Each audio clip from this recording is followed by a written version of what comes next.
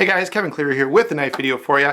Today I have my most carried knives, and if you're new to the channel and you haven't seen one of these before, what I do is I tried a little while ago. I'm going to start getting these out of the way so we can get to the video, but a few years ago I decided, everyone does sort of a top 10 favorite knives video, and I didn't have one, so I decided to do one, and I realized I really couldn't do one very well because instead of having like 10 knives that are just my favorites, I tend to favor a few knives for a few weeks and then move on and sort of switch out my EDC rotation on a 1 month to 6 week sort of schedule. And I don't do that on purpose, it just kind of happens that way. So I decided about on that same time scale, I would make a video that just talked about what I've been carrying the most. It gives me a chance to go back and rehash some knives that I really like. It gives you guys a chance to see a bunch of cool knives all in one video and get just a little bit of detail about each one. It gives a chance to ask some questions or even to be reminded of videos that I've done in the past. And sometimes I'll say, I've got a review of this or whatever.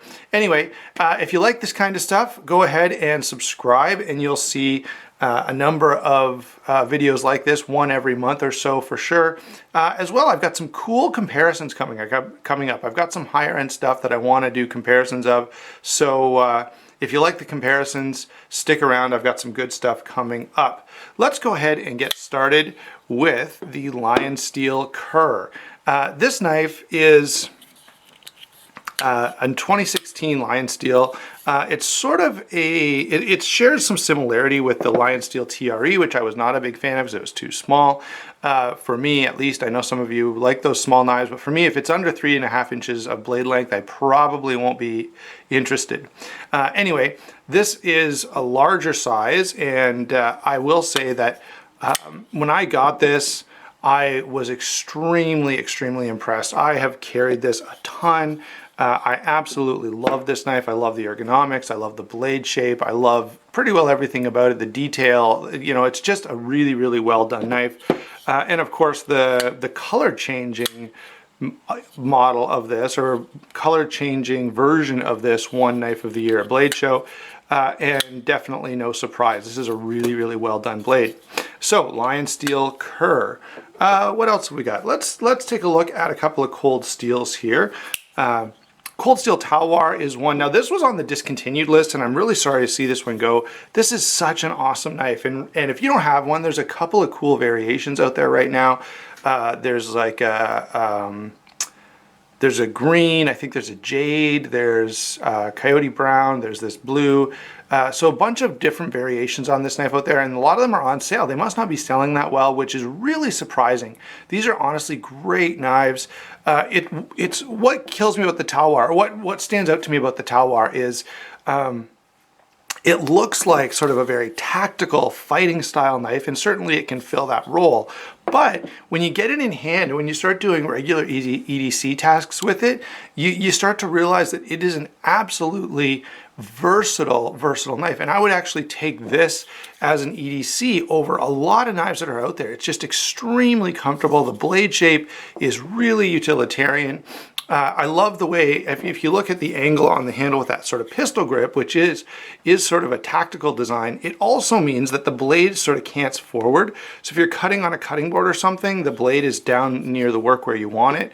So great knife. Definitely a little bit underrated, and this will probably be in my underrated knives video.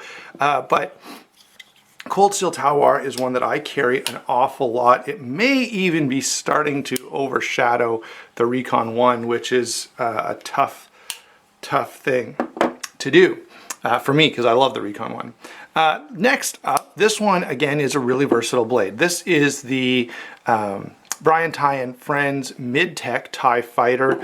I love Bryant Eye. I love the knives that he does. If I ever buy a custom knife, there's a high likelihood that it'll be a Bryant Eye custom. This is, at this point, the closest thing that I'm probably going to get.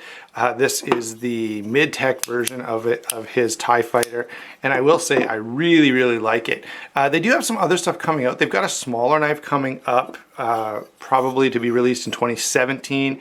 That's going to be an auto, which I'm not into. Obviously autos are illegal in Canada, and it's a little small for me. So the next one from Bryant Eye Friends I probably won't be chasing after, but I am looking forward to whatever they come up with after that. So Bryant Eye Friends. Let's bring in something pretty cool, pretty high end. This is the Custom Knife Factory Decepticon, or DCPT-3. This is the one with the Damascus clip. Very, very beautiful knife. Really functional. I do have a full review of this up not that long ago. But this is a knife I do carry on those occasions where, I'll be honest, I baby this knife a little. But if I know that I'm not doing anything that is likely to hurt it, you know, if I'm not going out in the bush that day, or if I'm not, you know, if I'm just kind of going to be around the office, then I may carry this knife. Great knife though. Such a cool design. Absolutely well implemented, smooth as silk. Really well done, and Custom Knife Factory tends to do a really good job, and certainly this knife is no exception. So that's the Decepticon. Next up, let's take a look at a knife that may be my favorite knife of 2016. This is the Benchmade Crooked River. Such an awesome knife. It's big, it's beefy, it is practical, it's kind of an interesting, one of the things that really stands out to me about this knife is it's this kind of interesting combination of traditional and modern. So you can see sort of the bolster and the clip point are sort of nods to the Buck 110 and other more traditional hunting knives. But then it's all modern materials, S30V steel, G10 handle. And of course there's a pop of color with the orange. Now I really like the orange. A few people have kind of complained about it, but I think the orange really adds sort of a bit of an accent to the knife overall. So again, huge fan of the Crooked River, possibly my favorite knife of this year. Let's see, what else have we got here? Oh, I should have done this along with the other Cold Steel, but this is of course the Cold Steel Broken Skull by with the Steve Austin connection there. Not a huge fan of Steve Austin or wrestling, but this knife is exceptional. It is super lightweight, it's slim, you get tons of blade length in a very small lightweight package. It carries so easily. It is extremely tough, and compare this to a lot of other knives in its size and weight category, and it's going to be much tougher, which I think is a real benefit. If you know, for me, I like to carry a knife that I can have a fairly high degree of confidence in, and this one is awesome. It's super slim and just extremely useful. So not crazy about the overall looks of the knife. I don't think it's that attractive, but it's just so useful that I do find myself carrying it an awful lot. What else have we got here? So this knife, if you watched my review, was sort of a knife that caught me by surprise. I picked this knife up. I was kind of interested. I wanted to try an Emerson, and I ended up picking up this CQC 15. Now, I knew I wanted a CQC 15. I really find that blade interesting. What I didn't know is how much I would like this knife.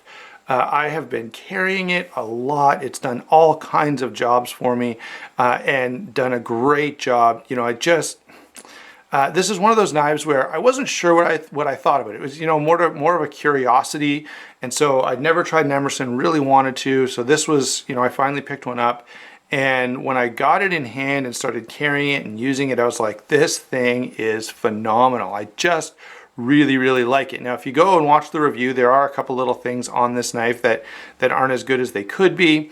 And of course, a lot of you watching were not fans of the knife, which is fine. Thanks for watching anyway, by the way, and thanks for commenting on that video.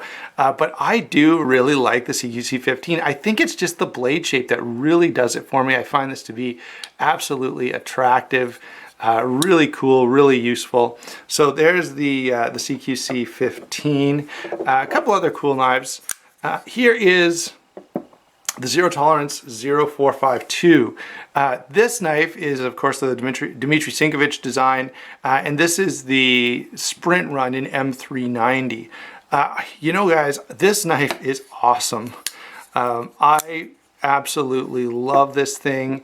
I had a 0452 before, and I ended up trading it even though, you know, I liked it all the time, but in this case, I traded it just because it was what was necessary to make a deal work. So I went ahead and did it, knowing I could always get another one sometime, and I have.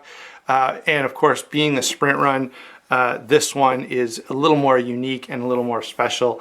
But great, great knife. If you have never tried one of these, excuse me. If you've never tried one of these but are at all interested, do not hesitate. This is an exceptional blade. Another exceptional blade, a little more budget friendly, and I guess this is the budget friendly segment of the video. This is the Stedman, well, let's see, they call it the Zune Knife Company D01. It is a Stedman knife. I don't know if Zune owns Stedman or Stedman owns Zune or whatever. Don't really care, but they did do a really good job on this particular knife. It's ergonomic, it's large, it's useful, lots of things to really, really enjoy about this knife. Now, for the price point, there are a couple little sacrifices. The steel is not anything special, and the flipping action, although it flips really well and is quite free dropping, you can feel the ball bearings rolling around in there. So it's not very smooth, although it does flip really, really well. So that's the Zune Knife Company, another great knife. And I do carry that one a lot, especially when I want a larger knife. Finally, I don't know, this one is tough to not carry. This is the Ontario Wrap Model 1 in the carbon fiber and D2 steel, the limited edition that was available through KnifeWorks. Now these are available again, I want to say at Blade HQ, but they cost a bit more. I think they're about $10 or $15 more than they were at KnifeWorks. Now if someone wants to comment below whether or not these are still available at KnifeWorks, that would be great, and people could go over there and save a little bit of money. But if you really wanted one of these and didn't get one, I think they do have them at Blade HQ, so you may want to pick that up. I kind of wish that they would go to this permanently. Like, why bother with the Os 8 when you can do it in D2 and offer it at a similar price point? So there you go, guys. Those are the knives that have been in my pocket the most often. They're not the only knives that I've carried. You know, you've seen some reviews and things like that. But these knives have been with me quite often. They just seem to be the ones that kind of keep popping up over and over again in my carry rotation. And I think with good reason, because all of these are really, really well done. I'm not going to be able to fit them all on screen, but that's enough. All right, thanks for watching. Let me know what you've had in your pocket over the last few weeks, and we'll talk to you soon.